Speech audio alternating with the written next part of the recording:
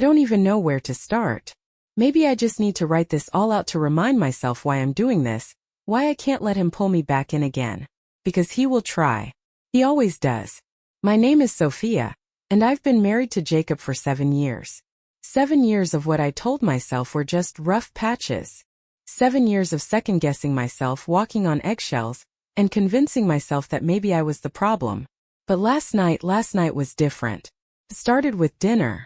I'd spent the whole day making his favorite, braised short ribs, the kind his mom used to make before she passed. I set the table, lit candles, even put on a dress I hadn't worn in years. I wanted one good night. One night where we weren't arguing about money, or how I never appreciate everything he does for me. I wanted to feel like his wife again, not some obligation he resented. First it worked. He kissed my cheek when he came home, made a comment about how the house actually looked nice for once. A backhanded compliment, but I took what I could get. We sat down, ate, and for the first 20 minutes it felt normal. Then I made a mistake. I asked about our savings account. Jacob and I both work. Well, I work a full-time job as a medical researcher and he does whatever it is he actually does. He's always been vague about finances, always handling it and taking care of me. But lately things weren't adding up. He had a new watch, a new suit. He was taking trips I didn't know about. When I casually asked about the savings, our savings, his entire demeanor changed. "You don't trust me," he said, leaning back in his chair, twirling his fork between his fingers. "I just want to know how we're doing," I said, trying to sound lighthearted to keep things calm. "I notice we haven't been contributing as much lately," and, crash. The wine glass he'd been holding shattered against the wall behind me. I flinched. The sound of it, the way the deep red liquid dripped down the wall, it jolted something in me. "You don't know what the hell you're talking about," he snapped, standing so quickly his chair nearly toppled over. His face was red, the vein in his forehead pulsing. "I make the money, I handle the money, and you don't get to sit there questioning me like some goddamn IRS agent." I barely breathed. I could feel my hands shaking under the table. "Jacob, I didn't mean." "You never mean." He cut me off, pacing now, muttering under his breath about how ungrateful I was, how much pressure he was under, how I was the reason he was so stressed. And then, he did something he'd never done before. He slammed his fist on the table, hard enough to rattle the plates. And then, without thinking, without caring, he threw the entire bottle of wine across the room. It missed me by inches. I don't remember what I said next. Maybe I didn't say anything. Maybe I just stared at him, finally seeing him for what he really was. Because it wasn't just the broken glass. It wasn't just the yelling, or the way he looked at me like I was nothing. It was the years of gaslighting, the lies, the times he'd made me feel like I was lucky to be with him, even as he chipped away at everything I was. This wasn't a bad night. This was the truth. So I stood up. And I walked away. I didn't argue. I didn't try to defend myself. I just grabbed my purse, walked out the door, and drove to my friend's house. I don't know what comes next. But I know one thing, I'm done. This time I really am. The first night away from him I barely slept. I stayed at my friend Leah's place. She's a lawyer, and the only person in my life who ever really saw through Jacob. When I showed up at her door, mascara smudged and hands still shaking, she didn't ask questions. She just let me in, poured me a glass of water, and sat with me in silence. At 3 a.m. I lay awake on her couch, staring at the ceiling. My phone buzzed. "Jacob." I didn't answer. Then another message. "We need to talk. You're overreacting." Overreacting. The word made my stomach turn. He'd thrown a bottle of wine at me, screamed in my face, made me feel small for years. And now I was overreacting.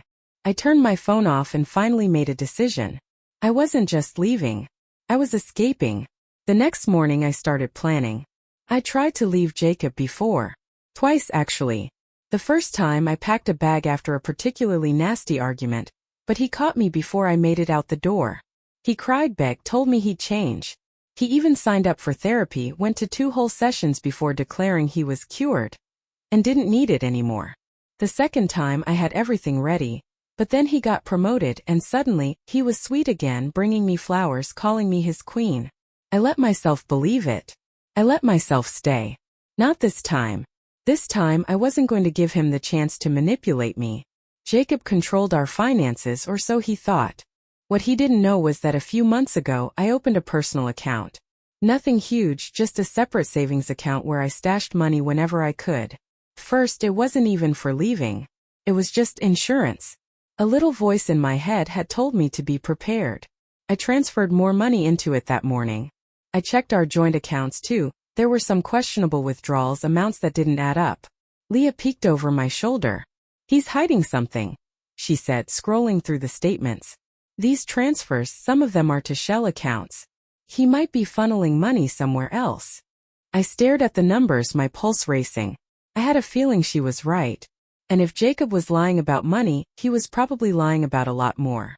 I wasn't just leaving. I was making sure I had the upper hand when I did. I spent the next few days digging. Emails, bank statements, old text messages. I even went through his work laptop while he was at a meeting. What I found made my blood run cold.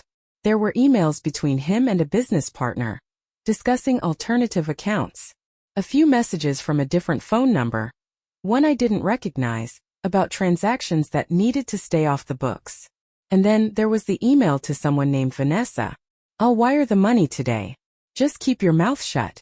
I didn't know who Vanessa was, but I knew one thing. Jacob was hiding something big. Jacob had called and texted dozens of times since I left. First he was angry. "You're being dramatic. Come home." Then he switched tactics. "I love you, baby. I miss you. Just come home and we'll figure this out." When I still didn't respond, he started using guilt. "Do you really want to throw away everything we built? I can't sleep without you here. I need you." Typical. Every time I pulled away, he reeled me back in with empty words and fake remorse. I knew better now. I texted back once, just enough to keep him from getting suspicious. "I just need space. I'll come back soon." A lie. But Jacob was more dangerous when he felt like he was losing control. I had to make him think I was still on the fence, still his to manipulate. "You need a lawyer," Leah said, sipping her coffee. "And you need to move fast." She was right. I didn't just want a divorce, I wanted to make sure he couldn't ruin me in the process. I wanted to protect myself legally, financially, physically. So we started filing the paperwork. We listed out every piece of evidence I had. His financial lies, the emotional abuse, even the messages to Vanessa. We outlined a plan for the house, for assets, for a restraining order if it came to that. And for the first time in years, I felt like I was taking back control. Jacob thought I was coming back. That was my advantage. I played the part of the conflicted wife for a little while longer. Told him I just needed time, that I wasn't sure what I wanted. He bought it. And when he left for a 3-day business trip, I took my chance. I packed only what I needed: documents, cash, clothes. I left my wedding ring on the kitchen counter, right next to his morning coffee mug. A silent message. Then I walked out the door. For good. I'm in my new apartment now. It's small, but it's mine. The locks are changed, the paperwork is in motion, and Leah is helping me make sure Jacob has no way to track me. I should feel free. I should feel safe. But something tells me this isn't over. Because Jacob isn't the type to let go easily. And I have a feeling that when he realizes I'm really gone, he's going to come looking for me. The first night in my new apartment, I slept with the lights on. It wasn't rational. The doors were locked, my phone was on silent, and Leah had triple-checked that Jacob couldn't track my location. But my body didn't care about logic. It had spent years learning that quiet moments could explode into chaos at any second. So I lay there staring at the ceiling, every little noise making my pulse spike. A car passing by. The pipes settling. My own breath too loud in the empty space. But I was free. I had to keep reminding myself of that. The apartment was small. Just one bedroom. Barely enough space for the furniture I managed to take with me. But it was mine. No Jacob hovering over me. No more waiting for his moods to shift like a sudden storm. I could leave dishes in the sink. I could buy the cheap shampoo he always said made me smell cheap. I could just exist. For the first time in years, I wasn't asking for permission. First, the transition felt surreal. I went to work as usual, pretending like my life hadn't just been flipped upside down. I smiled at coworkers, nodded along in meetings, kept my voice steady. But underneath, I felt like I was standing on a tightrope over an open void. Leah had warned me this would happen. Leaving doesn't mean the fear goes away overnight. she told me over coffee one morning. It's like quitting a drug. Your brain is still wired for survival. I knew she was right, but it was exhausting. The guilt was the worst part. Jacob had trained me well. Every time I felt relief, another voice whispered, maybe you should have tried harder. Maybe it wasn't that bad. Maybe you overreacted. But then I'd remember the wine bottle. The way he'd looked at me, furious that I'd dared to question him. The sound of glass shattering against the wall. And the guilt would evaporate like steam. First just a few. I don't understand why you're doing this. We need to talk. Then when I didn't answer. Don't you dare ignore me. You're making a mistake. Come home, Sophia. I didn't respond. But I checked my locks twice that night. Despite everything I was rebuilding. I found a therapist, something Jacob always said was a waste of money. She helped me untangle the mess in my head. Helped me see how much I'd normalized things that weren't normal at all. I went out with coworkers after work for the first time in years. Laughed without bracing for someone to twist my words into something cruel. I started sleeping better. Started living. But deep down I knew Jacob wasn't done with me. And I was right. One night I got home late from work. Exhausted but feeling light. I was halfway through changing into pajamas when my phone buzzed with an unknown number. Normally I wouldn't have answered. But something told me to. I put the phone on speaker. Hello. A pause. Then. Sophia. My stomach dropped. Jacob. I just want to talk, he said. His voice was low, controlled, the nice version of him, the one he used when he wanted to sound reasonable. There's nothing to talk about, I said, my hand tightening around the phone. I don't get it, he continued, ignoring me. You just left. Without a word. You blindsided me, Sophia. You think that's fair? Fair. Like he hadn't spent years grinding me down to nothing. I closed my eyes, forced my voice to stay steady. I told you. I needed space. Space, he repeated, scoffing. You've been brainwashed, haven't you? Let me guess. Your lawyer friend is in your ear, telling you what to think. The anger in his voice was bubbling up now. I didn't answer. You're being stupid, he snapped. Do you know how much you're throwing away? I took care of you, Sophia. You needed me. Who's looking out for you now? The thing is, he expected me to be scared.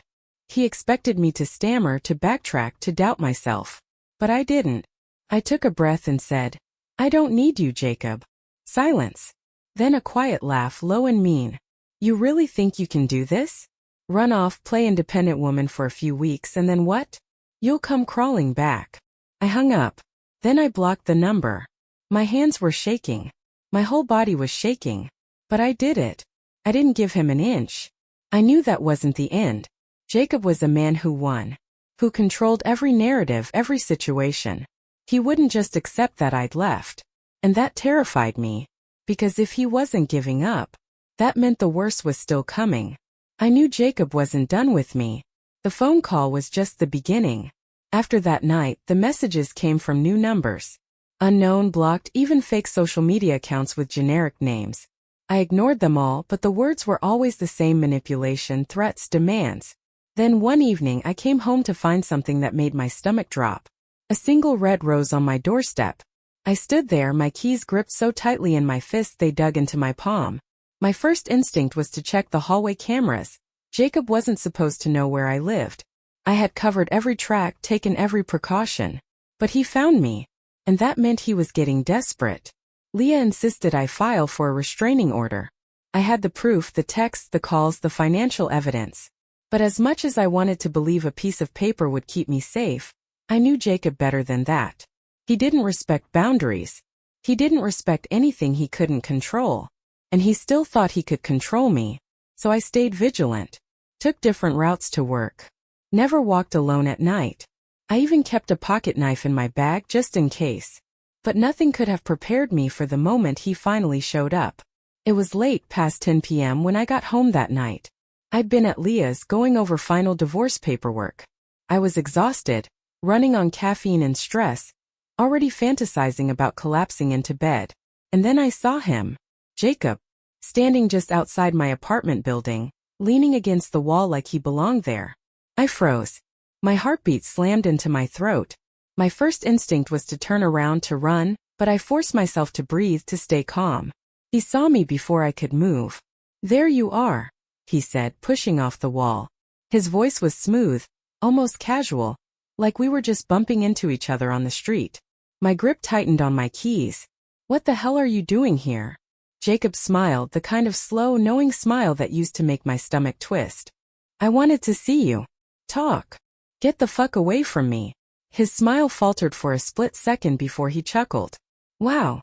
So that's how we're doing this." He took a step forward. "Come on, sophomore. You don't have to be scared of me."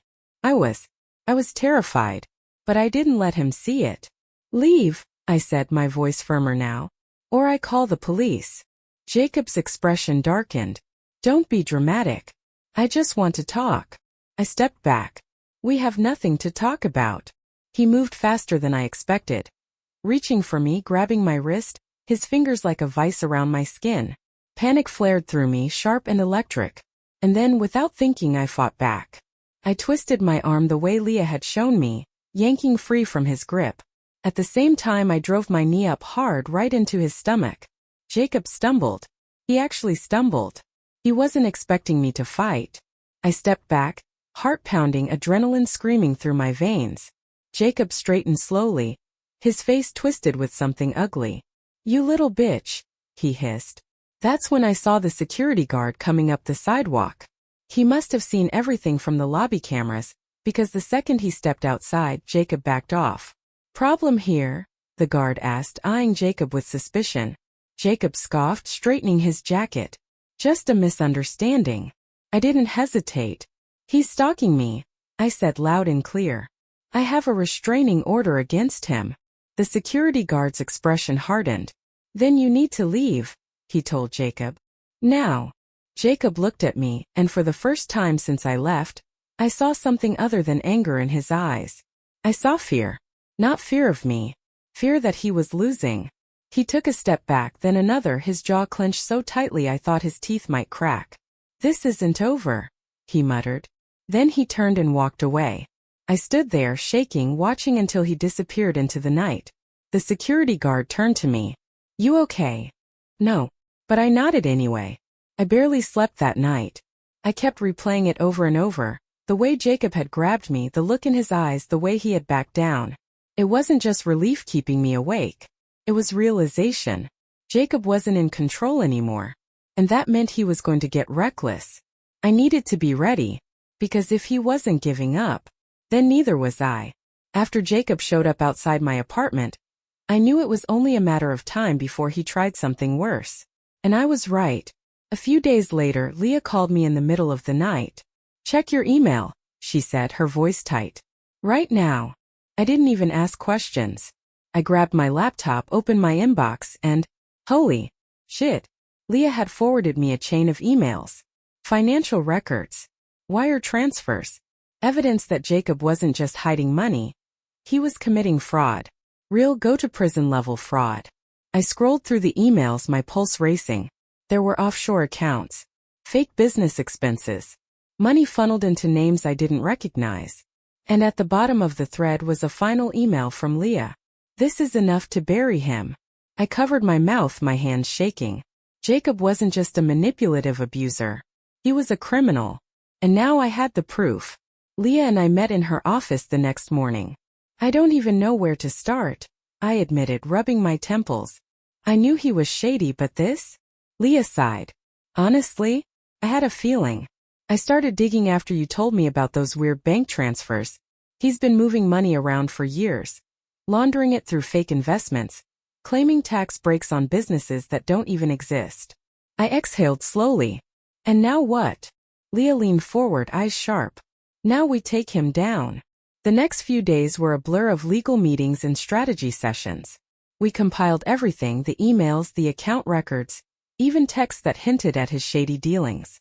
Leah contacted a friend in the DA's office, who took one look at the files and said, "We've been waiting for something like this." Turns out Jacob wasn't just screwing me over. He was screwing over a lot of people. And karma was finally catching up to him. Then the news broke. I woke up to my phone buzzing non-stop. Missed calls, texts, notifications lighting up my screen. I groggily reached for my phone and saw the headline. Local businessman under investigation for fraud and embezzlement. I sat up so fast I almost fell out of bed. I clicked the article, scanning it with wide eyes. Jacob's name was all over it. His company. His fake investments. Everything. And at the very bottom of the article, sources say the allegations came to light after new evidence was submitted to authorities earlier this week. I let out a slow breath. It was happening. Jacob was going down. That night he called me. A blocked number. I almost didn't answer. But something in me wanted to hear him squirm. I put the phone on speaker. What do you want? You bitch. Ah, there it was. You think this is funny?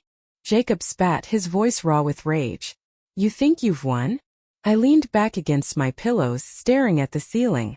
I think you should start practicing how to say not guilty, Your Honor. He lost it. Screaming, cursing, calling me every name in the book. But underneath all that fury I heard something else. Panic. Jacob had always been so sure of himself, so convinced he could do whatever he wanted without consequences. But now, for the first time in his entire life, he was losing. I let him rant for a while, then I cut him off. Goodbye, Jacob. And then I hung up. And I laughed. Not because it was funny, but because I was free. Jacob was arrested a week later. It was all over the news, him being led out of his office in handcuffs, his face pale, his expensive suit wrinkled like he'd been up all night trying to find a way out. There wasn't a way out. Not this time. Not for him. And for the first time in a long, long time, I finally felt safe. I thought I'd feel relief when Jacob was arrested. And I did at first. But the nightmares didn't stop. I'd wake up in a cold sweat, the echoes of his voice still ringing in my ears. Sometimes I dreamt of the wine bottle crashing against the wall. Other times it was worse. He'd be standing outside my apartment, waiting, smiling like he knew I'd never really escape him. Even though he was locked away, his presence still lingered in my mind. And I knew there was only one way to exorcise it. I had to face him. Leah thought I was crazy. You don't owe him anything, she reminded me for the 10th time. Not closure. Not a goodbye. Nothing. I know, I said, picking at the sleeve of my sweater. But this isn't for him. It's for me. Leah sighed. Fine. But I'm coming with you. The prison was colder than I expected. Sterile, lifeless, buzzing with fluorescent lights. I checked in, went through security, and sat in the designated visitation area. My heart pounding so loud I was sure everyone could hear it. Then the door opened. And there he was. Jacob looked different. His once perfectly styled hair was messy. His suit was gone, replaced by an orange jumpsuit that did nothing to hide the dark circles under his eyes. He had always carried himself with an air of control, like he owned every room he walked into. Not anymore. Now he just looked small. He sat down across from me, picking up the phone on his side of the glass. I hesitated, then picked up mine. For a few seconds neither of us spoke. Then Jacob smirked. You miss me already? I almost laughed. Even now he was trying to play games. No, I said simply. I just wanted to see you like this. His smirk faltered. Like what? Powerless. For the first time ever, Jacob didn't have a comeback. I leaned forward. You always told me I needed you. That I wouldn't survive without you. I tilted my head. But look where we are now. I'm free and you're... I gestured at the prison around him. Well, this. Jacob's jaw clenched. You think you won? His voice was low, seething. This isn't over. You're still the same pathetic woman you always were. I just smiled. If that were true, I wouldn't be here right now. He stared at me, eyes narrowing. You bitch. And that was when I finally saw it, the truth. Jacob had never been strong. Never been powerful.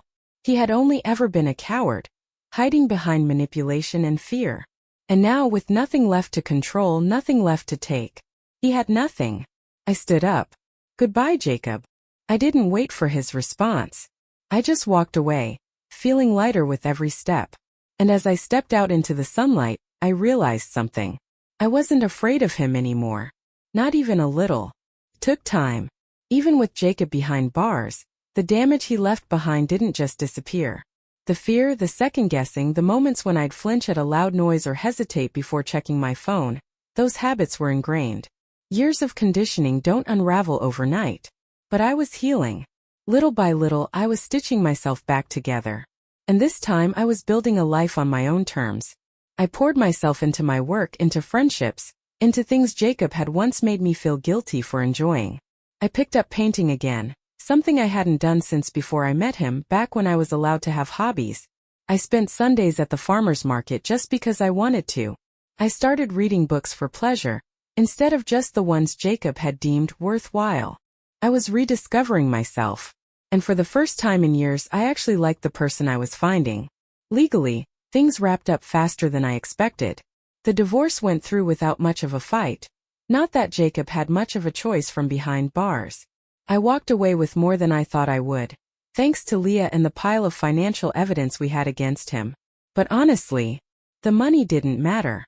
What mattered was that my name was no longer tied to his. That I wasn't his wife anymore. That I was just Sophia again. One night I sat on my tiny apartment balcony, sipping a glass of wine, one I chose myself, without Jacob's voice in my head criticizing my taste. The city lights stretched out before me, glowing against the dark sky. And I realized I was happy. Not the fake happiness I used to force when I was with him. Not the kind that came from convincing myself things were okay when they weren't. This was real. I wasn't looking over my shoulder. I wasn't walking on eggshells. I was free. And that freedom, it was worth everything. Jacob's trial came and went. The last I heard, he took a plea deal to avoid a longer sentence. I didn't go to the hearing. I didn't need to. I had already won. Because his life was crumbling while mine was just beginning. And I wasn't just surviving anymore. I was thriving.